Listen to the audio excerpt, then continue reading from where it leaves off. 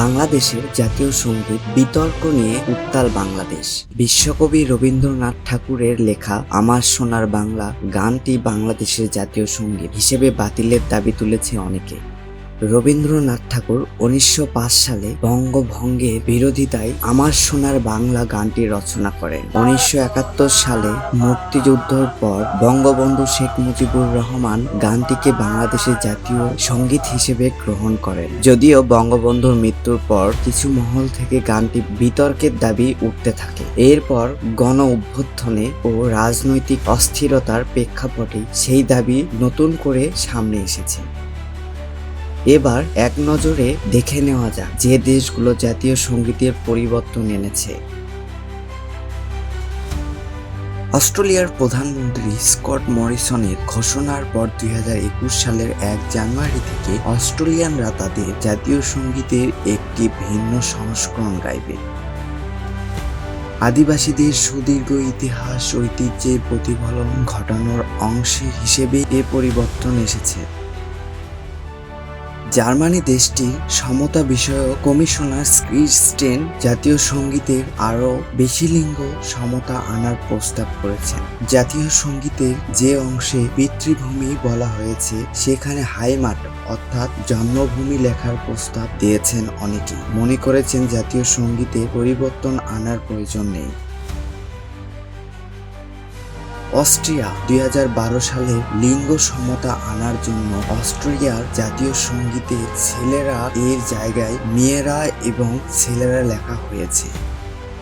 Canada উত্তর আমেরিকার এই দেশটিও সম্প্রতি তাদের জাতীয় সঙ্গীতকে আরও লিঙ্গ নিরপেক্ষ করেছে। সঙ্গীতের দ্বিতীয় লাইনে তোমার সব ছেলেরা এই জায়গায় লেখা হয়েছে আমরা সবাই। নেপাল 2008 সালে নেপালে আনুষ্ঠানিকভাবে রাজতন্ত্র বিলুপ্ত হয়। তার আগের বছর নেপালে নতুন একটি গানকে জাতীয় সঙ্গীতের স্বীকৃতি দেওয়া হয়। 1962 সালে গ্রহণ করা নেপালের আগের জাতীয় সঙ্গীতের রাজতন্ত্রের প্রশংসা ছিল, তাই এতে পরিবর্তন আনা হয়। আফগানিস্তান দেশটিতেও বেশ কয়েকবার জাতীয় সঙ্গীতের পরিবর্তন আনা হয়। তালেবান শাসন আমলে আফগানিস্তানে কোনো জাতীয় সঙ্গীতই ছিল না। পরে 2002 সালে পুরনো জাতীয় সঙ্গীতকে ফিরিয়ে আনা হয়েছিল। পরে 2006 সালে তৎকালীন কারজাই সরকার সবকিছু নতুন করে শুরু করতে জাতীয় সঙ্গীতও পরিবর্তন করে। রুয়ান্ডা আফ্রিকার একটি দেশের কথা উঠলেই গণহত্যার কথা মনে পড়ে। 1994 সালের মাত্র 100 দিনের মধ্যেই ওই দেশে 5 থেকে 10 লাখ মানুষকে হত্যা করা হয়েছিল। গণহত্যার পরবর্তী রুয়ান্ডার ভাবমূর্তি গড়তেই দেশটি 2001 সালে একটি নতুন জাতীয় সঙ্গীত বেছে নেয়। দক্ষিণ আফ্রিকা দেশটি 1997 সালের 2টি জাতীয় সঙ্গীত থেকে কিছু অংশ নিয়ে নতুন একটি জাতীয় সঙ্গীত তৈরি করে।